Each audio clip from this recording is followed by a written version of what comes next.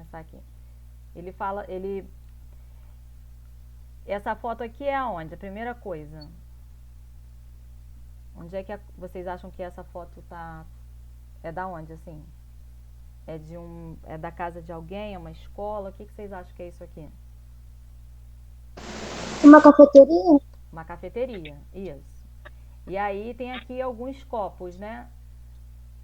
Aí tem aqui um copo, slept 8, 10 hours, dormi de 8 a 10 horas. Aí depois aqui um copo maior, com uma capacidade maior, slept 5, 7 hours, dormi de 5 a 7 horas, porque slept é o passado de sleep. E aí aqui depois o maior copo que eles têm. Aí tem, what is sleep? O que é dormir? Parece até um pouco a Starbucks, né? Aí vamos ver o que ele pergunta. Nesse texto, a pergunta what is sleep, em uma das embalagens do produto, está relacionada ao quê? A escassez de horas de sono, esse estímulo de um descanso de qualidade, gasto com bebidas que combatem a insônia, consumo de bebida que causa dependência ou necessidade de um produto que provoque sono. Qual que vocês acham que é? Escassez de horas de sono? Oi? Escassez de horas de sono? Isso, muito bem. Não?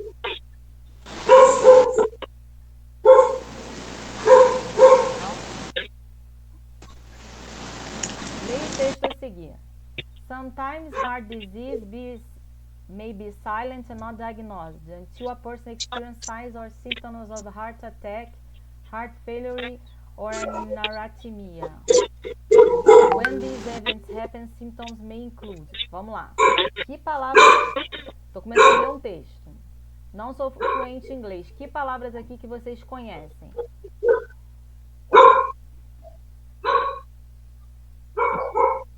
Que você olha, mesmo que você não saiba falar, mas você faz isso aqui, eu sei que é isso aqui.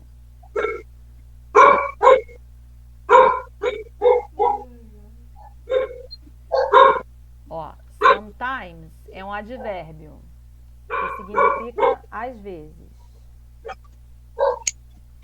Heart. Você sabe o que é heart?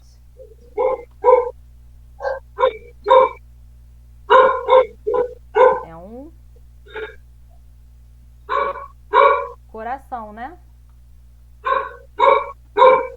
Estão me ouvindo? Ah, Eu sou. tá.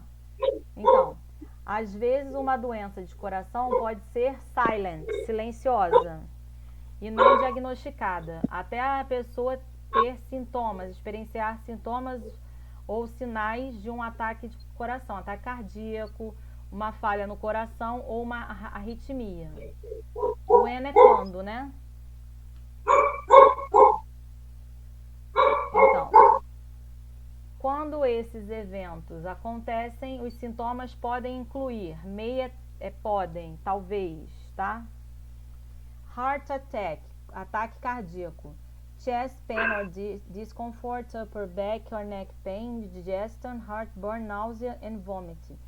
Então, pode causar dor no peito, desconforto nas costas ou dor no pescoço, indigestão, queimadura no coração, vômito ou náusea, é quando você está enjoado, cansaço extremo, fatigado, cansado, então cansaço extremo, né? Com desconforto na parte de cima do corpo, dizzy é tonto, então aqui é tontura, e breathe é respirar, então quando a pessoa respira, faz respirações curtas. Arritmia, então, arritmia, sensações de palpitações batendo no peito, como se o coração estivesse batendo muito rápido. Heart failure, falha no coração, respiração curta, cansaço, suor frio, né? Suor frio nos pés, nos joelhos, na perna, no abdômen ou nas veias do pescoço. O uso do verbo modal may nas duas situações do primeiro parágrafo indica o quê? Eu falei para vocês que may quer dizer pode, né? Então, eu Isso que significa certeza, dedução, habilidade, possibilidade ou proibição? Aqui, ó, deixa eu voltar aqui no texto. Aqui, ó, tá aqui, ó. Quando esses sintomas acontecem, né, quando esses eventos acontecem, os sintomas podem incluir. Esse MEI está no lugar de podem incluir. Isso dá a ideia de certeza, dedução, habilidade, possibilidade ou proibição? O que vocês Possibilidade. acham? Isso, possibilidade. Letra D. Aí aqui outro texto. Healthier é mais saudável, né? Que a gente falou um pouquinho de quando termina em ER significa comparação. Então, um padrão de sono mais saudável poderia ser benéfico na prevenção da arritmia, né? De acordo com pessoas que tenham já condições genéticas. O vocábulo healthier presente no texto é um adjetivo na forma básica, adjetivo na forma superlativa ou comparativa. Vamos lembrar aqui, ó, health, a palavra health significa saúde. Healthiest, quando eu falo assim, the healthiest é o, então a mais saudável, na ideia de superlativo. Quando eu falo healthy, eu estou falando que ele é saudável, aí eu tô transformando healthy em adjetivo. E quando eu falo healthier than, eu estou fazendo o quê? Um comparativo. Mais saudável do que alguém. Então aqui, ó, a healthier sleep, padrão de sono mais saudável. Então esse é o que? Adjetivo na forma básica, superlativa, advérbio ou adjetivo na forma comparativa ou advérbio na forma comparativa.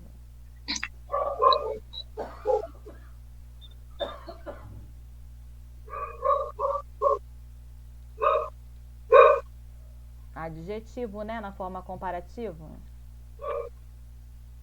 É, Sim ou não? sim.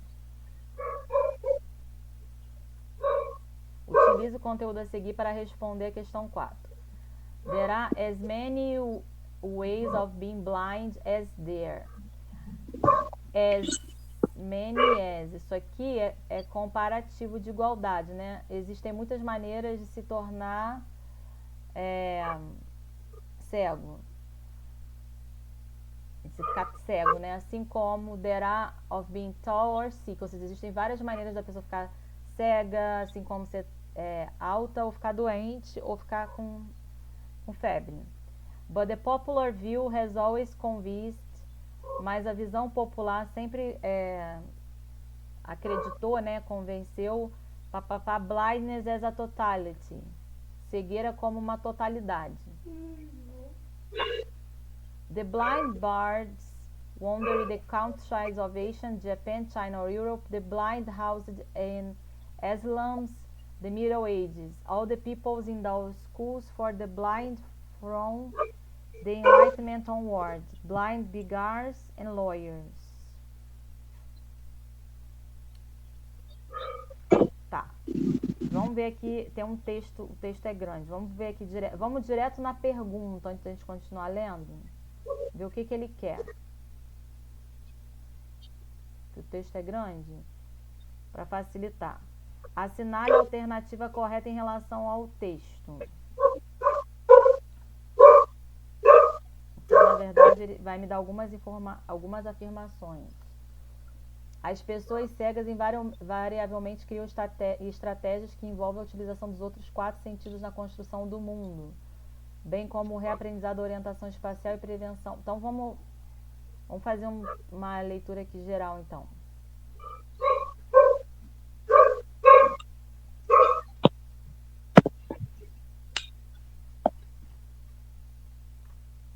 Vou diminuir um pouco aqui.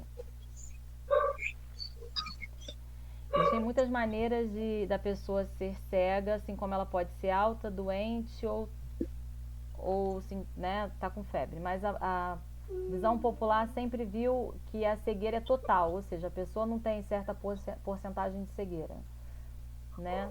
Em países, né, antigamente como Japão, China ou Europa, e na Idade Média, isso era visto como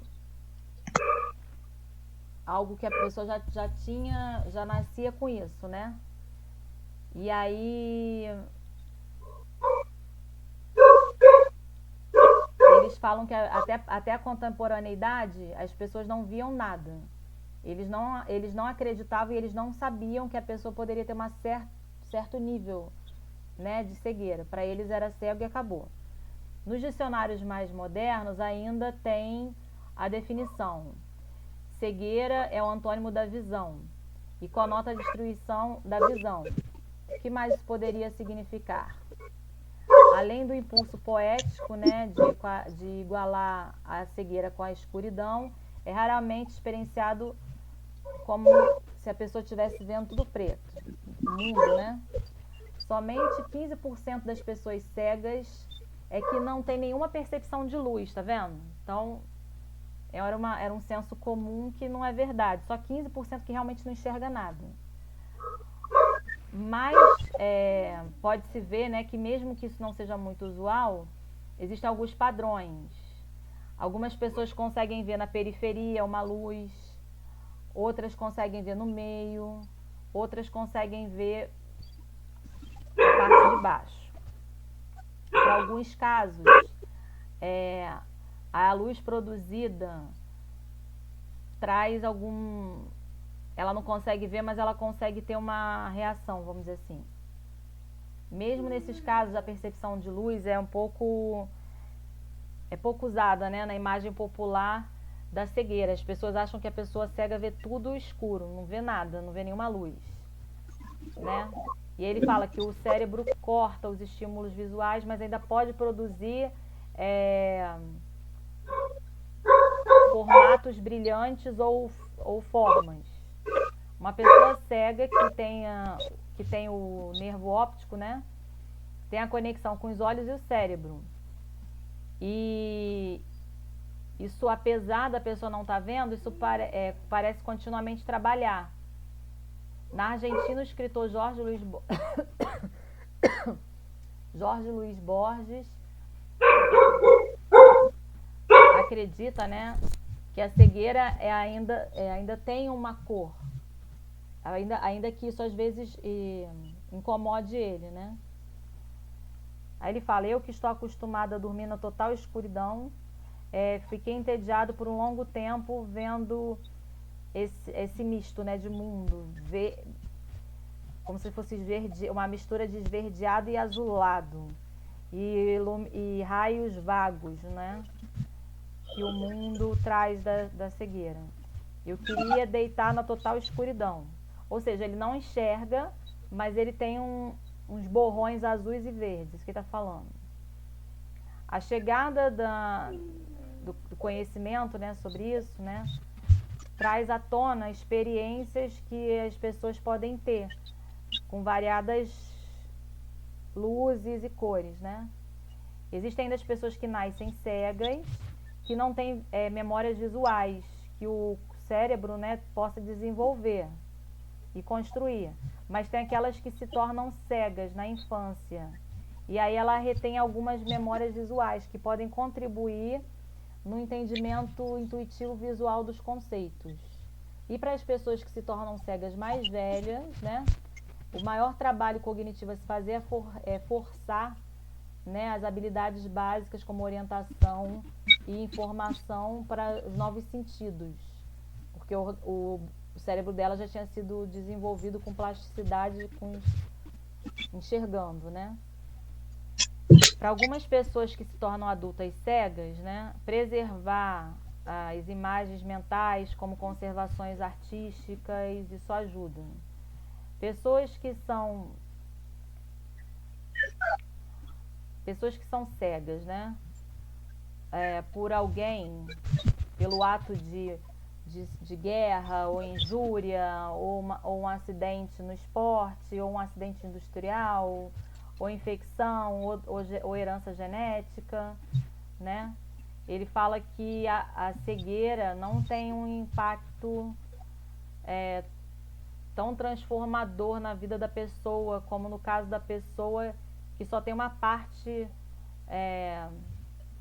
Ele fala que a pessoa que sofreu um acidente vai ter um impacto maior na vida do que aquela pessoa que já nasceu com aquela condição, que ela já aprendeu a se desenvolver com aquela condição, né? A vida de uma pessoa cega nunca é totalmente ou predominantemente definida pela sua cegueira. Agora vamos ver o que ele fala. Vou dar um tempinho para vocês lerem. Qual vocês acham que é?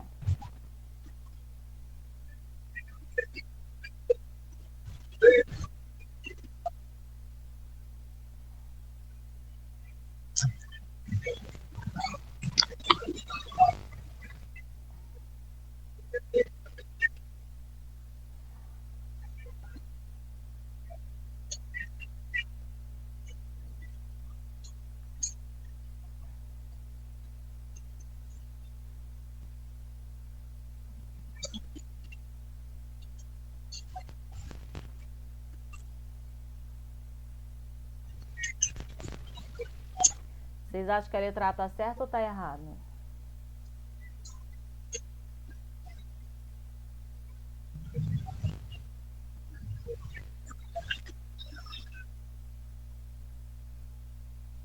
Tá certa, não? Certo. E a B?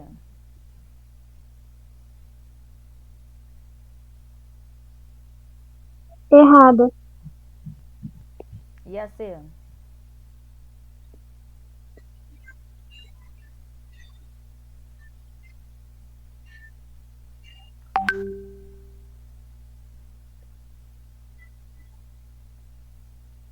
Tá errada? E a D?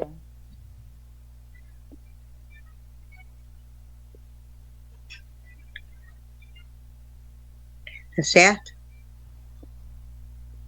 Tá certa D? Não, porque a D, ele está falando que ele não abarca a diversidade de condições de cegueira. Ele deu vários exemplos, né? Ele fala que na Idade Média, antigamente, todo mundo achava que era cego total, e aí ele vai dando fatos de que nem todo mundo é cego totalmente, que alguns veem as cores, outros vê forma. Então isso também não está certo. E a letra E? A letra acho que tá certa. Essa parte aqui, o texto ressalta que a existência de uma pessoa cega não é definida unicamente em torno de sua cegueira. Isso é verdade. Ainda que ela seja sua característica mais marcante. Essa parte aqui, ele não fala no texto, né? Não é mais a letra A? Essa aqui tá metade certa, essa parte aqui que estaria errada. Então vocês acertaram. Agora vamos ver essa aqui, ó. Tips, deixa eu aumentar. Tips quer dizer dicas. Tips to boost your immune system. Então, dicas para potencializar o seu sistema imunológico. Consuma comida com proteína. Se exercite, faça atividade física com frequência. Tenha uma boa noite de sono. Reduza o estresse. Lave suas mãos. Coma frutas e verduras e fique positivo, ou seja, tranquilo, né? E aí ele fala, o infográfico apresenta várias dicas, né, de como alcançar o sistema imune usando as frases no imperativo.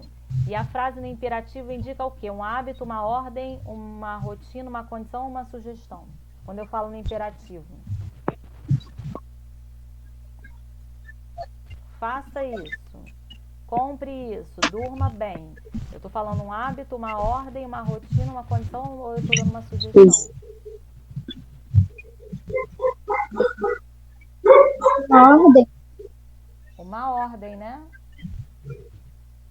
Isso mesmo, uma ordem. Muito bem. Agora, to be or not to be, ou seja, ser ou não ser um bom garoto. That was the question. Essa era a pergunta? Aí ele fala, I had an AI right. Eu tive uma escrita com a inteligência artificial. My letter to Santa in the style of Shakespeare. Então, ele escreveu uma carta para o Papai Noel, né? Usando a IA no estilo do Shakespeare. Porque o Shakespeare ele fala, né? Ser ou não ser, eis a questão. Considerando o desenho, escolha a alternativa correta. O desenho mostra um exemplo de uso da inteligência artificial que faz o texto impessoal, mas que completa o objetivo do usuário. O desenho representa uma crônica, o desenho está criticando o Natal, o desenho representa o verdadeiro significado do Natal, o desenho deixa claro que o uso da IA nem sempre é uma boa opção.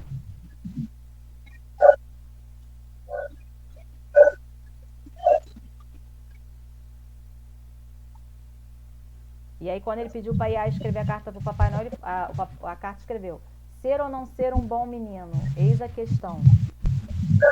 Vocês acham que isso mostra o quê?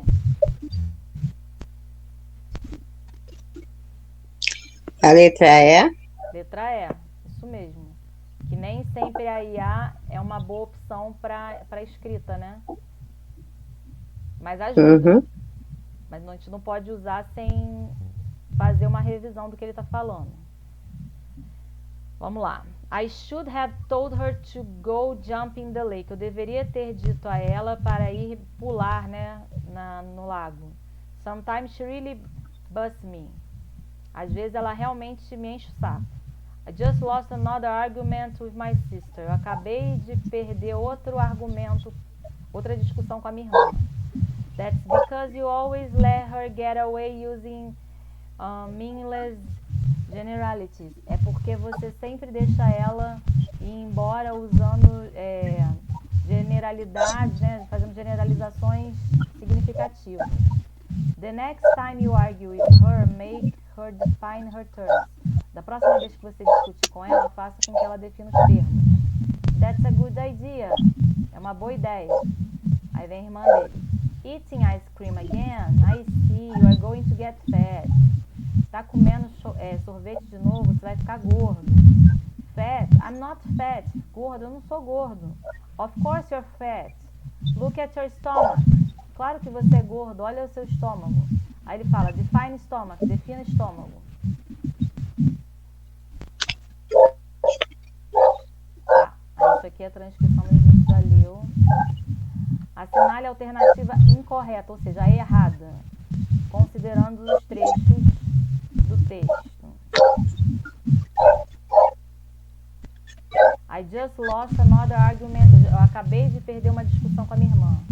É porque você sempre deixa ela usar generalizações significativas. Just indica que algo acabou de acontecer. E another indica que não é a primeira vez que isso acontece. Verdade. Ele quer saber a errada. O termo that faz referência ao que foi dito anteriormente. Isso é, a reclamação feita pelo Linus, que ele sempre perde as disputas, brigas com sua irmã. Também é verdade. A expressão get away with é um verbo frasal que significa escapar impunemente, referindo-se ao fato da irmã sempre se dar bem com as brigas. Verdade também. Conectivo because indica conclusão. Não. Because quer dizer por quê, né? A palavra meaningless é formada pelo acréscimo do prefixo less ao termo meaning, que dá a ideia de falta, privação, significando sem sentido. Verdade. Dúvida nessa? Não. Não. Então vamos lá. Air fryer, blueberry baked oats. Então ele vai fazer uma comida no air fryer, usando blueberry cozido. Ingredientes: 2 ovos, 400 ml de leite, 4 colheres de sopa de mel, 200 gramas de polvilho, 2 colheres de sopa de pó para fermento, pó, né? E uma pitada de sal, 100 gramas de blueberry frescas, iogurte para servir, opcional. Método: Bata junto os ovos, o leite e o mel numa tigela grande. Adicione o fermento, né? E os ovos e o sal na tigela até ficar bem mexido, bem misturado. Deixe descansar por 5 a 10 minutos até que pareça que tá um leite, né? Descansou, tá líquido, né? Pré-aqueça o airfryer a 175 graus. Divida a mistura em pequenos pratinhos, né? Como se fossem cambuquinhos. Né? E coloque o blueberry por cima. Asse de 10 a 12 minutos até ficar dourado. Sirva morno ou quente, né? Com uma colher de sopa de iogurte, se quiser. Aí ele fala, marque a alternativa errada. O texto é sobre uma receita doce. Ao ler o texto, o leitor pode inferir que o gênero de receita escrita é composto por duas partes, ingredientes, instruções e métodos. Verdade. Depois de ler o texto, o leitor pode inferir que está falando no modo imperativo, que pode ser aplicado em ambas as partes do texto, ingrediente e método. Ele usa imperativo nos ingredientes? Não. Não, né? Então pode ser Não. essa, por conta disso. Vamos ver.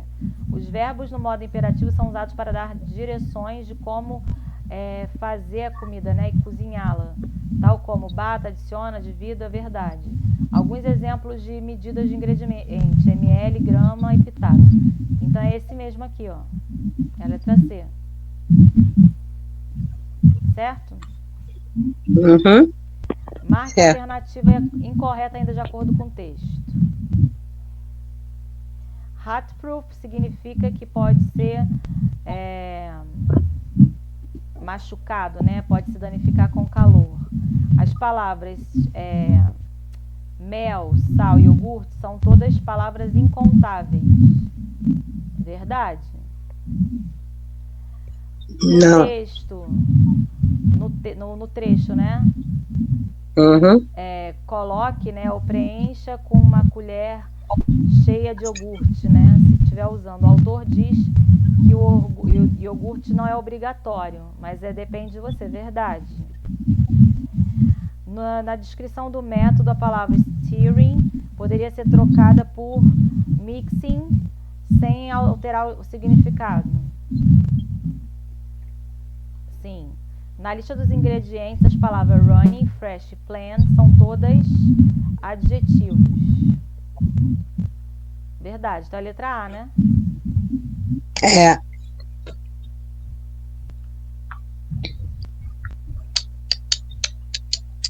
McDonald's unveils details of its $5 meal deal, but you are loving it. McDonald's dá detalhes, né, das refeições de $5, mas você ainda ama. Na terça, o McDonald's antecipou, né, a negociação, a ideia, né, de refeições a $5. Mais cedo esse ano, a gigante do fast food veio, né, com uma receita local viral, né, para poder trazer um preço extravagante, que não tem como negar. Desde sempre a empresa trabalhou para encontrar maneiras, né, de ganhar novos clientes. No início de 25 de junho e terminando por um tempo limitado, ou seja, ofertas de tempo limitado, né? O McDonald's vai vender refeições a $5, que vão incluir um cheeseburger double, um sanduíche McChicken, pequenas batatas fritas, 4 pedaços de nuggets de galinha e um pequeno copo de refrigerante, de bebida, né? Nós escutamos que os nossos fãs, nossos clientes, né, gritando e claramente: que eles estão procurando por algo mais valioso de nós. E nesse verão é o que exatamente nós vamos entregar, disse o presidente do McDonald's em uma declaração, né? A cadeia de fast food também anunciou que os clientes poderiam receber uma batata frita média de graça quando eles gastassem pelo menos $1. Esse comercial do McDonald's, né, vem para os rios de várias postagens virais que trazem um preço para o Big Mac significantemente crescente em relação aos anos anteriores. A média de preço do Big Mac nos Estados Unidos era de $4,39 em 2019, né? Apesar da pandemia global e os aumentos históricos, né, nos custos da cadeia, né, e outras pressões inflacionárias, né, que seguiram, o valor médio é de $5,29, o que cresceu 21%, não 100%. Então eles conseguiram manter a média do preço. Aí ele pergunta: qual opção não é uma referência ao que a indústria, né, famosa de fast food fala? Ao tamanho da empresa, à cadeia da empresa, aos gastos da cadeia, ao McDonald's ou a empresa em si.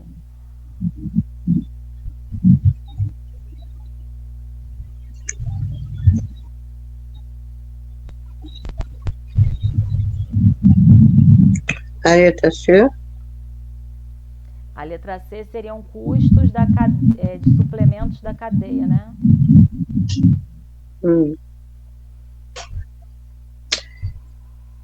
Fast food. Vamos ver essa letra F, The Company. Deixa eu ver aqui se está se referindo. Tem qual parágrafo que ele falou? Segundo, né? Aham.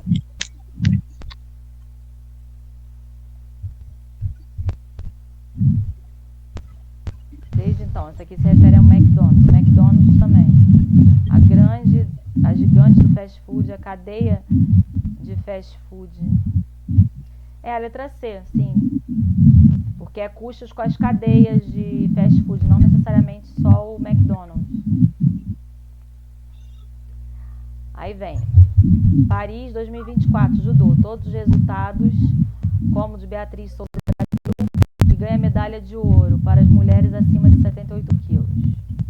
Beatriz Souza ganhou a medalha de ouro do judô de pesos maiores que 78 quilos nos Jogos Olímpicos de Paris 2024, com um final de 1-0 contra a israelense Haskell, né, que ganhou o prata. A vitória da Souza, né, seguramente a primeira medalha de ouro nos Jogos da equipe brasileira, né, prioridade no Paris 2024, ganhou uma medalha de bronze na classe dos pesos, né, mas de 2023 também, nos Jogos Pan-Americanos. Haskell, que ficou em segundo lugar, né, previamente tinha feito parte de uma competição em Tóquio em 2020, ganhando medalha de bronze num evento de equipes misturadas, né? Ela recentemente ganhou a medalha de ouro do peso de mais de 78 quilos nos campeonatos europeus. Kim Ha-eun, da República Coreana, né, bateu a Kaira Ozdemir com medalha de ouro, né, no final de 10-0. Romene Dico, da França, ganhou a Sérvia Milica Zabic, ganhando a medalha de bronze no campeonato B com uma pontuação de 10-0. Ha-eun recebeu recentemente uma medalha de bronze pela classe de peso que ele tem em 2024 no campeonato mundial. Dico ganhou também medalha de bronze no evento do Tóquio de 2020, também ganhando medalha de ouro em casa no campeonato misto, né, fazendo com que ele fosse a terceira pessoa que terceiro lugar da medalha olímpica. De acordo com o texto, o competidor que ganhou prata e bronze nos Jogos Olímpicos foi quem? Então, o primeiro lugar foi da Souza.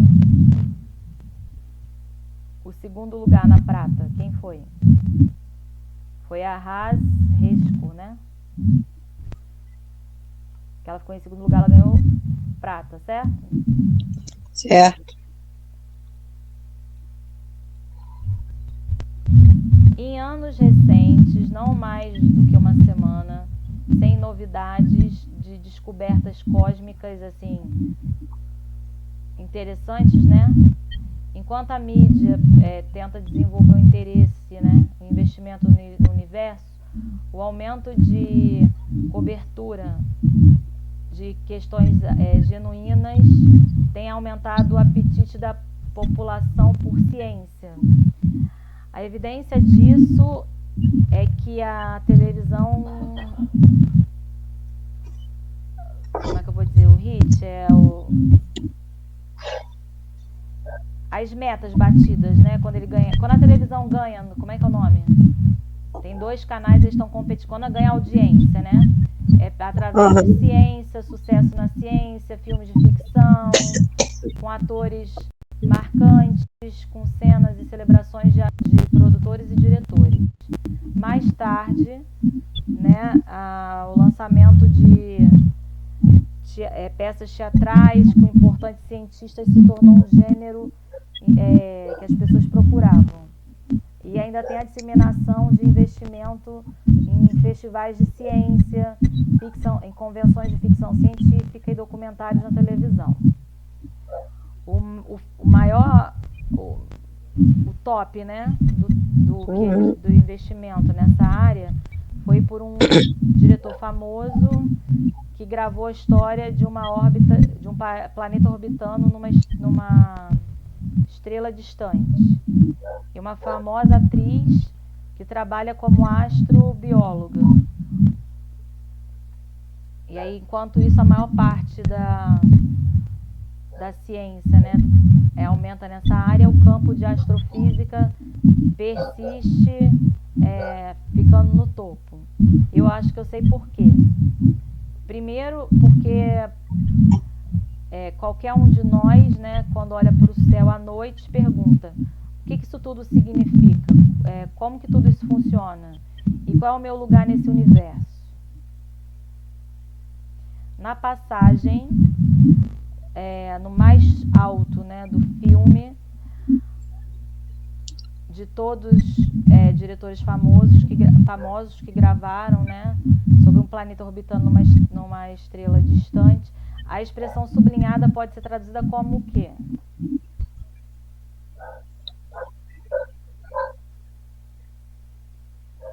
É essa aqui que está perguntando. The highest é o mais alto, né? Não é isso? É. E depois? Vocês acham que é o qual? Um filme mais bem produzido? A letra B? Filme de maior orçamento? Porque eles estão falando de investimento, né?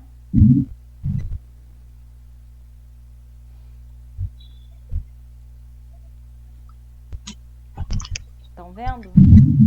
Uhum. Tá. Então vamos lá. O que liga, ou seja, o que relaciona Isaac Newton com os sistemas solares e um novo programa de TV multimilionário? A resposta está no corpo de 3 problemas, né? Da astronomia matemática, que descreve o porquê é difícil predizer uma trajetória a longo termo de planetas, estrelas e luas. Então, qual é exatamente o problema? E como que a gente pode resolver, e como é que isso acabou caindo numa série de TV?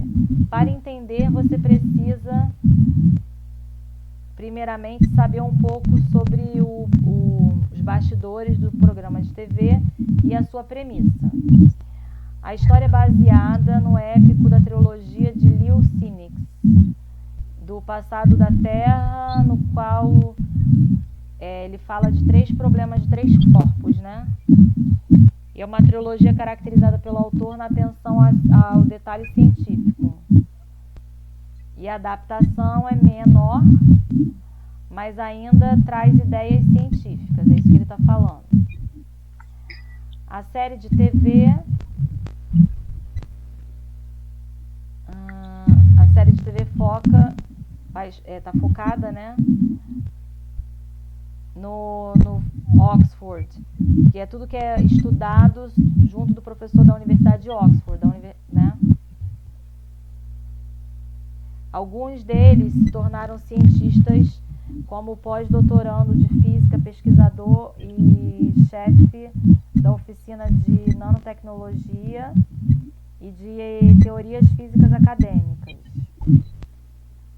Um se tornou professor de física, enquanto os outros ainda são intérpretes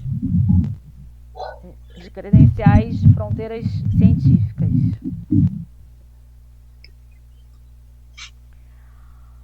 O ponto da história é a raça alienígena, chamada de Trisolarians ou então Santi-Ren, encabeçada pela colonização da Terra. Através da comunicação intergaláctica, esses viajantes intimidaram os cientistas humanos com seu alto desenvolvimento tecnológico, sendo a Terra mais fácil de conquistar. Mas por que esses alienígenas quiseram vir para o planeta Terra primeiro? Isso era devido aos 3 problemas, né? Corpos, nesse contexto, são planetas,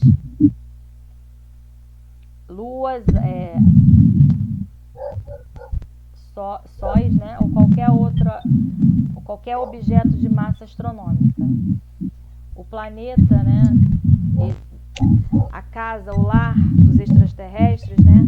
É situada no sistema solar, com 3 sóis. E o nome deles seria Trisolarians, porque são 3 sóis, né? Por isso que ela fala isso. Esse sistema de 3 sóis, né, pode ser altamente instável, trazendo dificuldades de vida, e aí o desejo de viajar através do universo para ir para locais que fossem relativamente estáveis, como o sistema solar. Nós só vemos um Sol, então a Terra seria o futuro relativamente preditível, né? Ao menos nos próximos milhões de anos, nos poucos milhões próximos de anos.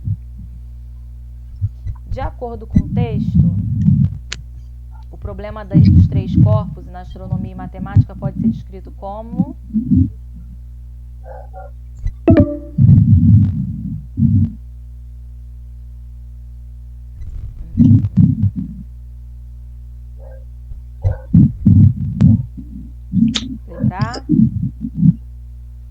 o piloto de uma trilogia, né, científica caracterizada pelo autor no detalhe científico, né? Porque ele fala que são 3, eles moram num local que tem 3 sols, né?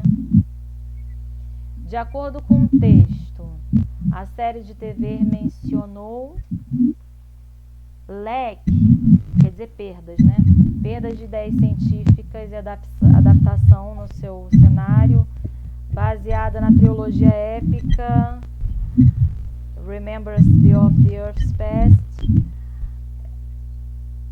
baseada na raça alienígena que decide vir à Terra e dar suporte para nosso desenvolvimento tecnológico, dizer a história de um grupo de alienígenas que são determinados a controlar a Terra, foca na vida da Universidade de Oxford, né, nos 5 pessoas que não estão qualificadas para lidar com problemas científicos reais. Qual que vocês acham que é?